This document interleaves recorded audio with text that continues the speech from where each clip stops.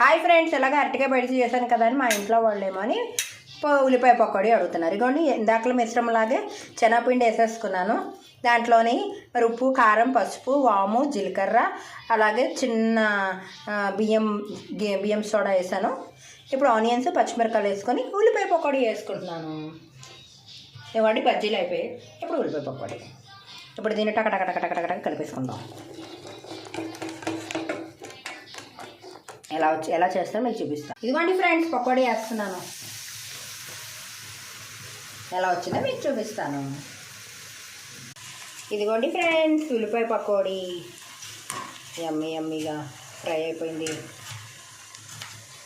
నచ్చితే video like చేయండి, మా ఛానల్ సబ్స్క్రైబ్ చేసుకోండి. ఇదిగోండి ఫ్రెండ్స్, ఉల్లిపాయ పకోడీ. నచ్చితే వీడియో లైక్ చేయండి, మా ఛానల్ సబ్స్క్రైబ్ చేసుకోండి. Please friends, like and subscribe. మీ ఇంట్లో సాయంత్రం స్నాక్స్ ఏం చేస్తున్నారో కామెంట్ చేయండి.